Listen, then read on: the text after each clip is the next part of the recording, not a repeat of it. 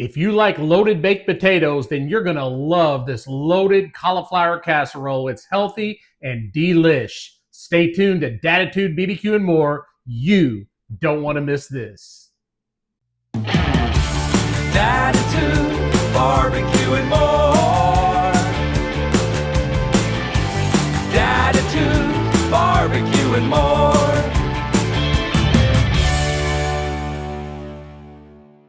Welcome back to Datitude BBQ and more. And as I said in the opening, if you love a good loaded baked potato, then you're going to love this healthy version of this loaded cauliflower casserole. It is so delicious, and it tastes just like what I would consider a loaded baked potato, and yet you don't get all those starches and some of the bad qualities that the potato can give you, especially if you're doing a low-carb keto type diet. This is keto friendly. But before I get started, you know what to do. That's right. You slap that bell. You hit the subscribe button. You give me some thumbs up, and you share this video with as many people as possible so we can get the word out on how to be a better cook in the kitchen and make it easy as well.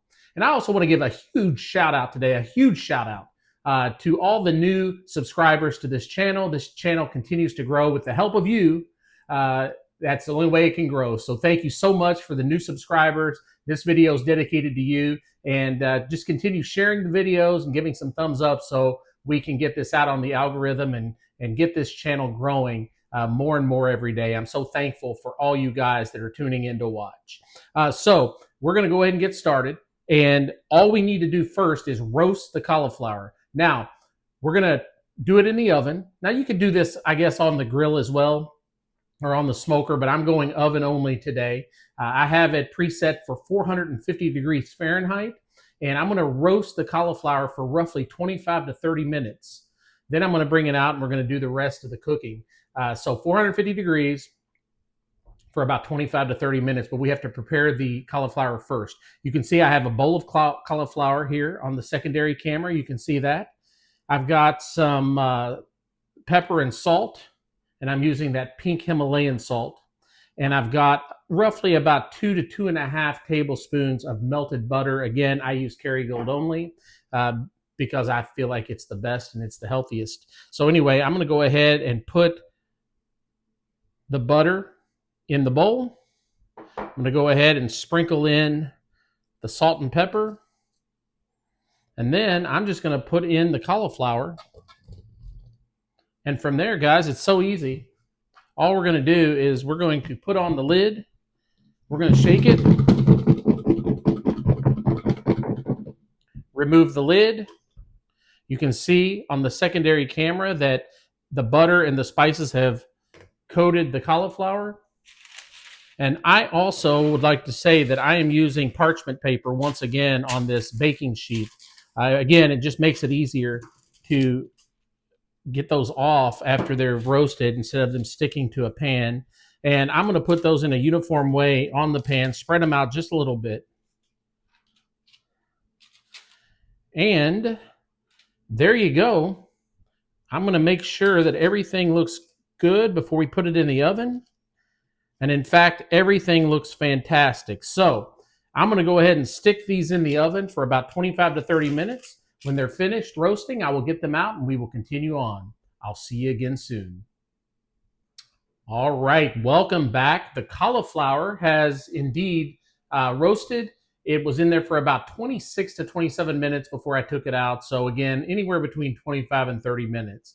Now we're going to make the mixture, and we're going to add the cauliflower to the mixture and go from there. And I'm going to make one special substitution today. I'm actually going to go with some grilled chicken that I made yesterday. It was leftover, so I pulled it apart today. And I'm going to make this an all-in-one meal. It's going to be high protein, and it's going to be very healthy. So I'm going to put some chicken in there today, purely optional on the chicken.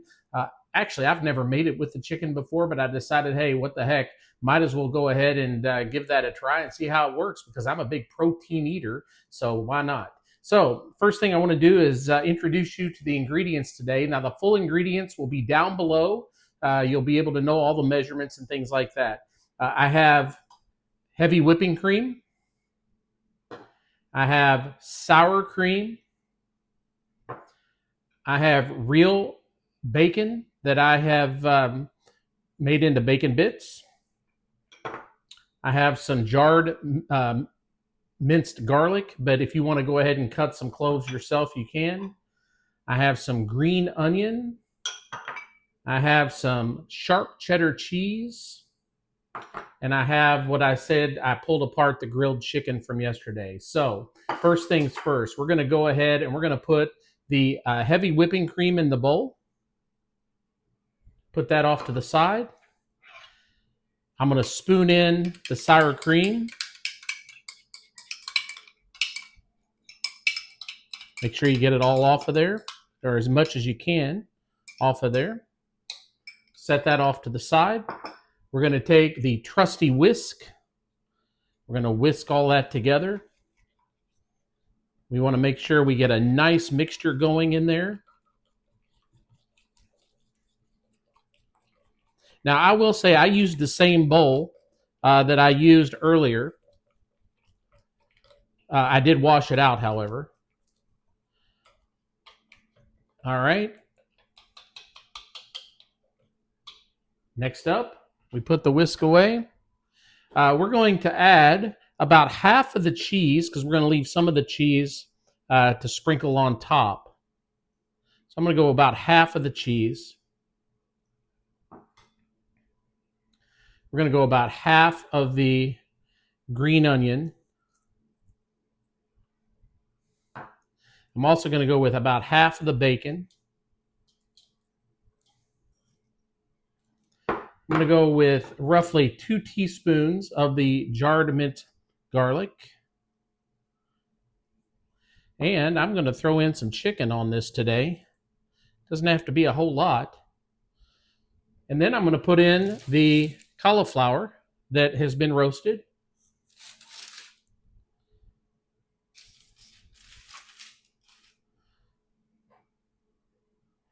Now you can stir this in. I will go ahead and take the spoon that I was using earlier, kind of stir this in together. Making sure you get the whole mixture in there. Oh, it's so good. It smells so good already. I'm going to add just a little bit more chicken in there as well. And you can see on the secondary camera how that's coming along. Again, just adding a little bit more chicken as I go. And again, remember, the chicken is purely optional on this. I think I will add in just a little bit more of the cheese, a little bit more of the bacon, a couple more of the green onion. Get that all mixed around in there. And as you can see, this blended together is so easy. All right. Now, the next order of business is we're going to bring over the baking dish. You will need a baking dish for this. And we're just going to pour this in the baking dish, spread it out a little bit.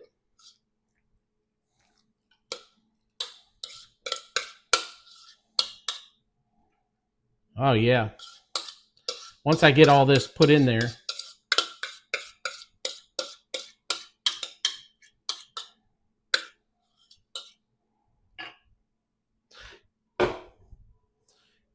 we're going to spread this out like so. Make sure you get that spread out to where it's all touching the sides there. And then the next fun part is we're going to top this with the remaining cheese.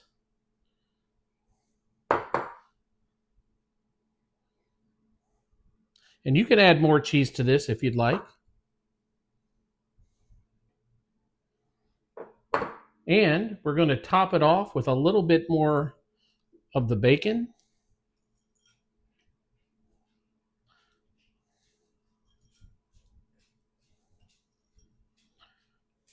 There's that. And I will be topping it off with a little green onion whenever it's finished baking. Now, here's the best part about this. I'm only going to put this in the oven for about 10 more minutes, and it will be ready to go. So I am looking forward to showing you the finished product in about 10 minutes, and I'll be back at that time. See you soon. Well, ladies and gentlemen, look how this turned out. Does this look amazing or what? You are absolutely going to love this dish if you make it. I just wanted to give you some close-up shots. This looks unbelievable. Welcome back, and as you saw in the last video, this turned out amazing. Look at this dish. This is not only going to be filling and healthy, it's going to be high protein, keto friendly, and it's a substitute for those that love the taste of the loaded baked potato but don't want all of the negatives that go along with that. So guys, this is amazing. Thank you so much for tuning into this today. I cannot wait to taste this. So let's go ahead and dig in. It's probably going to be a little bit hot. See where I can dig in and get a good taste. Oh, yeah, it is definitely hot. Look at that.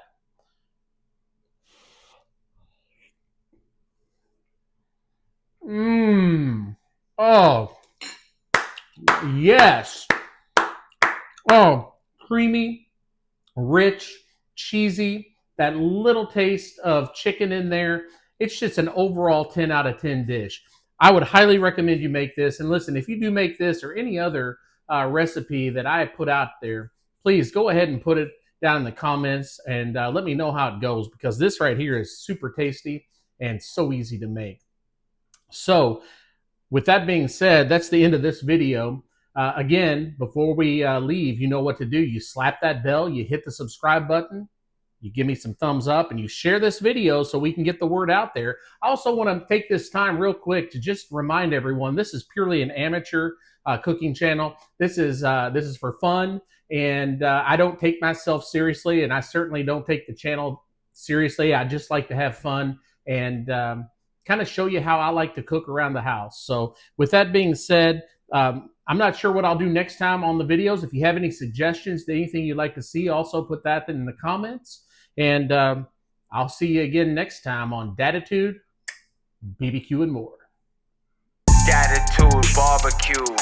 He's the grilling dude. Datitude barbecue. You know how we do. Let it burn, smoking meats on that smoker grill. Clouds in the sky, you can smell the flavor